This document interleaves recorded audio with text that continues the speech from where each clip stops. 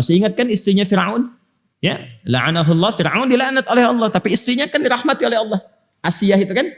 Ya, ketika akan meninggalkan dalam sakaratul mautnya dan diancam akan disiksa oleh Fir'aun itu, apa doa beliau?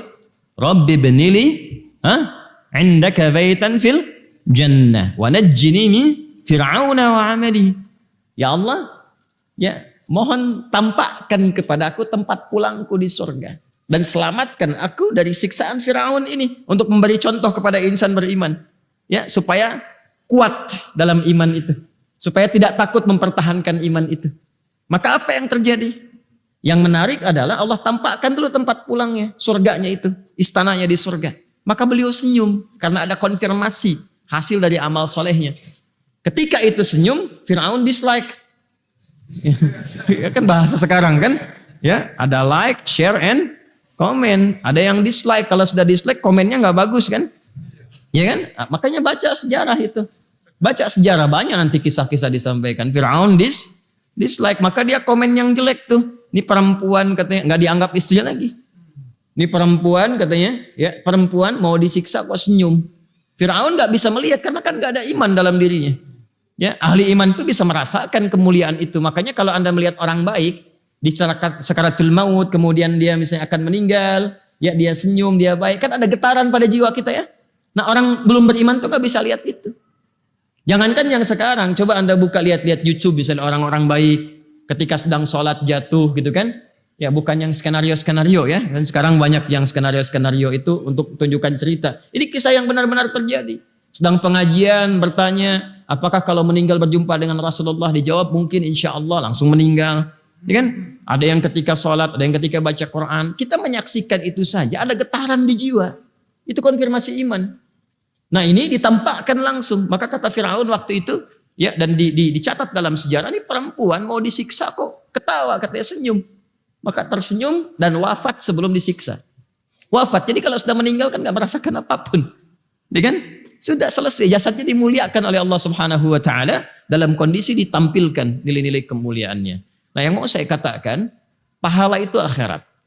Konfirmasinya saat sakaratul maut. Dunia itu keberkahan. Jadi kalau hidup, cari berkahnya. Dan insya Allah kalau niat kita benar, kembali ke niat. Kan saya sedang terangkan tentang niat itu tadi.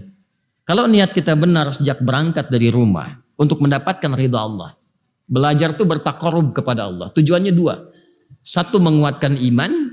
Kedua, meluaskan pengetahuan. Itu amanat, pesan penting di Quran surah ke-58 di ayat ke-11. Yarfa'illahu alladhina amanu minkum walladhina utul ilma darajat. Dan ayat itu dibuka dengan majlis ilmu.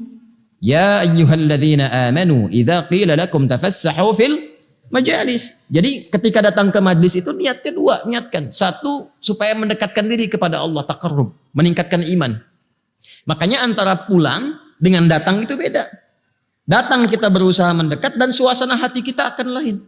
Berangkatnya penuh semangat, diisi dengan doa, diisi dengan istighfar, tantangan-tantangan bisa dilewati, gitu kan? Itu ada kenikmatan tersendiri. Beda kalau kita berangkat tuh nggak pakai motivasi iman tuh lain. Baru lihat mendung sedikit, mendung hujan kayaknya. Hujan ustaznya juga belum tentu jadi, nggak berangkat tuh. Padahal yang mendung itu suasana hatinya. Itu kan bukan kejadian di alamnya. Maha suci Allah dan maha mudah bagi Allah untuk menggeser mendung menjadi cerah kembali. Langitnya cerah, hati dia yang mendung kan? Gitu. Itu jadi persoalan. Makanya ketika akan berangkat, kalau imannya itu kuat, maka nanti iman memberi motivasi. Kemudian yang kedua, meningkatkan pengetahuan. Supaya antara iman dengan ilmu itu ada keseimbangan. Nah, kalau itu sudah dilakukan, dari sejak Anda berangkat, berkahnya turun. Bukan pahalanya, berkah. Kalau pahala itu dituliskan, dikonfirmasi saat di akhirat. Apa di antara keberkahannya? Man salaka tariqan yaltamisu fihi ilma, sahalallahu lahu tariqan ilal jannah.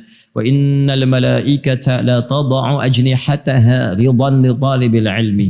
Sejak berangkat, setiap langkahnya diperintahkan oleh Allah untuk menuliskan kepada para malaikat. Tuliskan untuk meringankan langkah dia ke surga. Itu nanti dikonfirmasi di akhirat. Tapi yang paling menarik adalah para malaikat membentangkan sayapnya, memberikan ridha kepadanya. Nah, ridhanya malaikat itu banyak.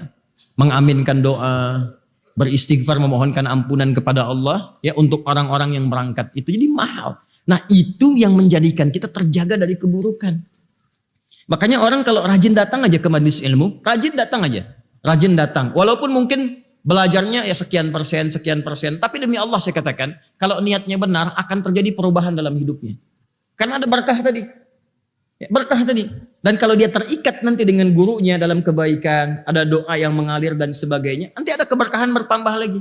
Makanya para ulama itu membuat bab-bab khusus. Hubungan murid dengan guru, murid dengan murid, hubungan murid dengan tempat belajar, ada semua babnya. Ya, dan di Islam itu keindahannya. Itu keindahannya. Ya, karena itu saya berpesan, mumpung masih kita ingin mengawali kajian, maka perbaiki niat, tajdidun niyah. Perbaiki niatnya untuk mendekatkan diri kepada Allah dan menambah pengetahuan. Nanti perhatikan apa yang terjadi pada kehidupan kita. Akan terjadi perbedaan dalam hidup.